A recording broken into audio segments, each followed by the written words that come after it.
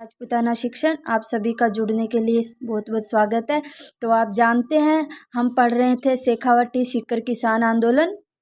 उसमें हमने कल ये कटराथल घटना और प्रजापति महायज्ञ का आयोजन ये सब पढ़ लिया था कि प्रजापति महायज्ञ जो होता है उसके 60,000 लोग वहाँ पे एकत्रित होते हैं। पलथाना के जो ठाकुर होते हैं देशराज सिंह हैं उनके द्वारा एक सम्मेलन बुलाया गया जिसमें कहा गया कि हम प्रजापति महायज्ञ का आयोजन करेंगे और वो बसंत पंचमी के दिन होता है। कहाँ पे? सीकर में। इस यज्ञ का यज्ञाचार्य कौन होता है? पंडित खेमराज शर्मा। और यहाँ के सचिव होते हैं कौन? चंद्रभान सिंह हैं।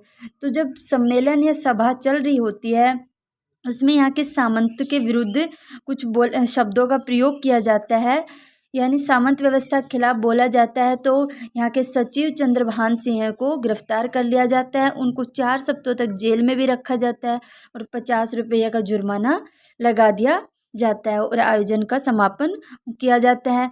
इसके बाद आती कटराथल घटना। कटराथल भी सीकर में एक जगह पड़ती है। तो यहाँ पे एक जगह होती है सिहोट।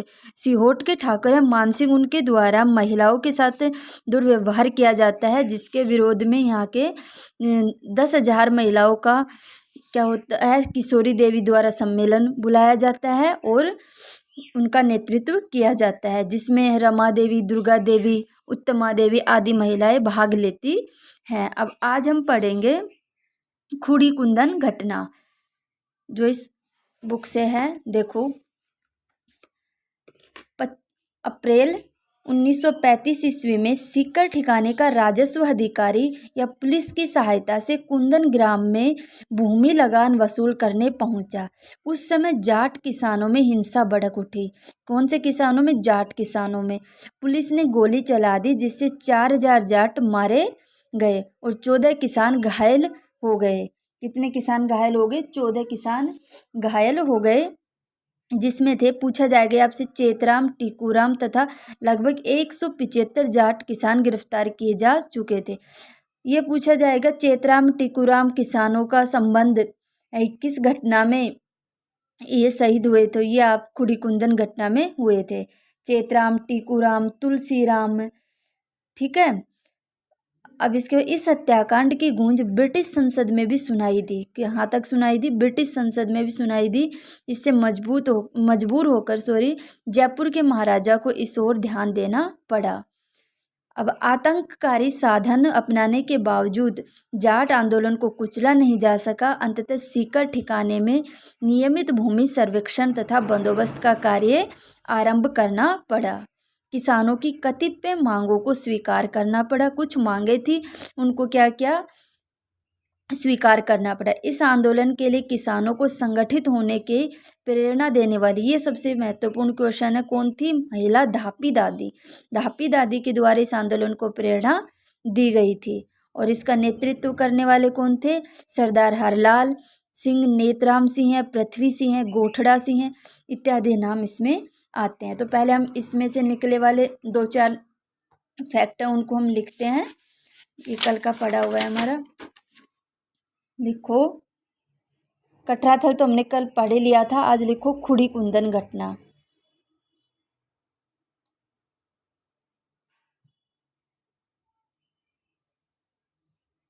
खुड़ी घटना तो मार्च 1935 ईस्वी में भू राजस्व या लगान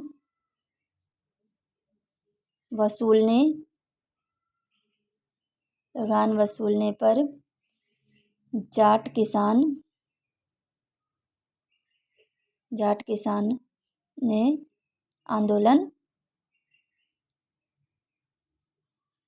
जाट किसानों ने क्या किया? आंदोलन किया और इस आंदोलन में या इस घटना में रत्ना जाट का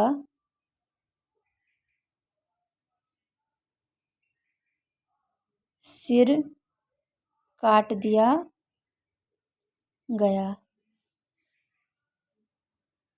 अगला है कुंदन घटना। ये एक साथ ही आता है, खुड़ी कुंदन।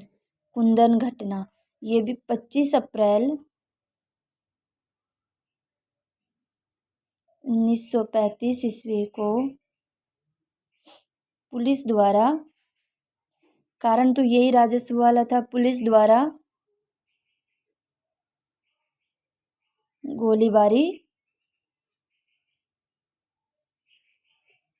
की जाती है।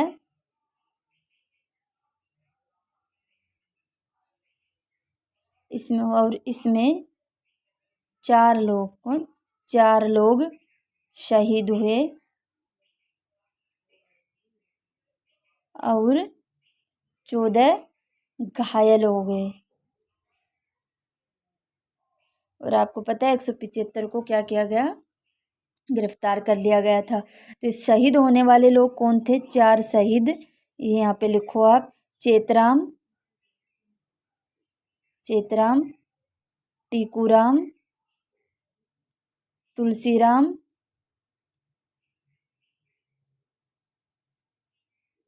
आशाराम, ये क्या थे? यहाँ शहीद होने वाले किसान थे।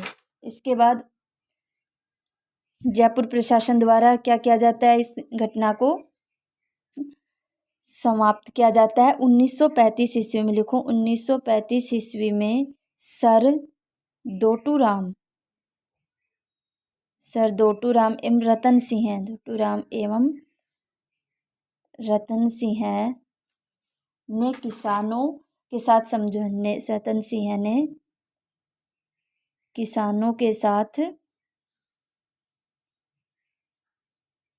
किसानों के साथ समझौता करवाकर शांति व्यवस्था स्थापित की। क्या की? शांति व्यवस्था स्थापित की। कब? 1935 ईस्वी में। इसकी गूंज भी ब्रिटिश संसद तक पहुंचती है। खुड़ी कुंदन घटना की गूंज भी कहाँ तक पहुंचती है? ब्रिटिश संसद तक पहुंचती है। अब एक मोस्ट है, यहाँ लिखो वेरी मोस्ट। इस आंदोलन को प्रेरणा धापी दादी के द्वारा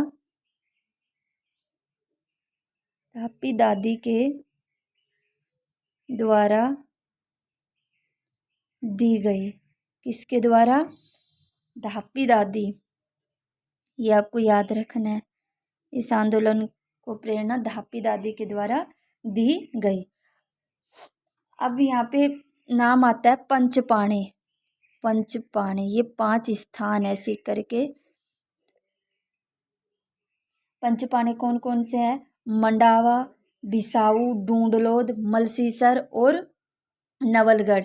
यहाँ पर भी आंदोलन होते हैं जिनका नेतृत्व करने वालों के नाम भी हैं, मैं बताऊंगी आपको। बस इनकी इतना याद रखना है कि पंचपाणे कौन कौन से हैं और यहाँ पे किसने नेतृत्व किया था। तो पहला लिखो यहाँ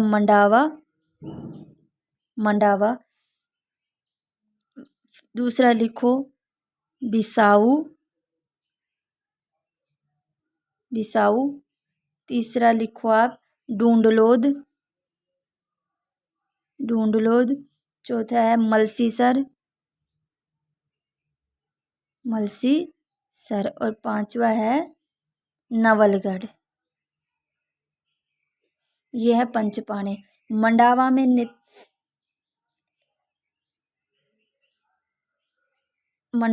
बिसाऊ, डूंडलोद, मलसीसर और नवलगढ़।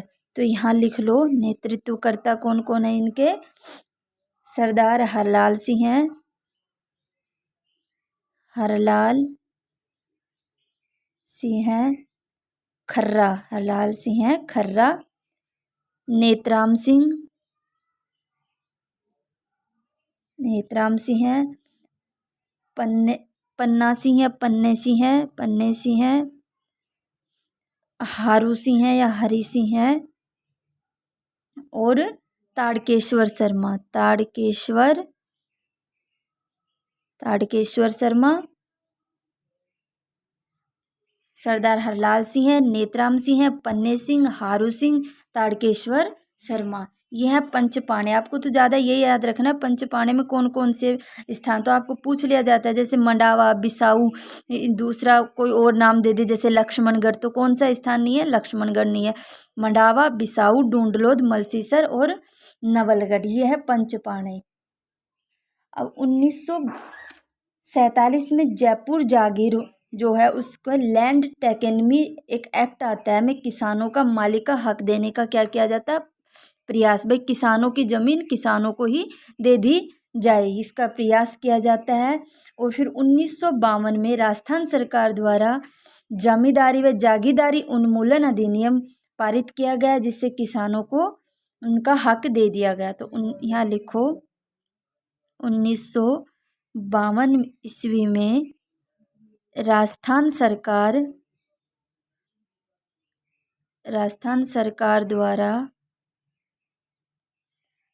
सरकार द्वारा जमींदारी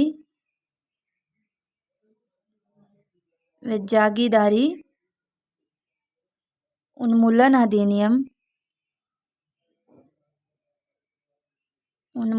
अधिनियम द्वारा किसानों को उनका मालिकाना हक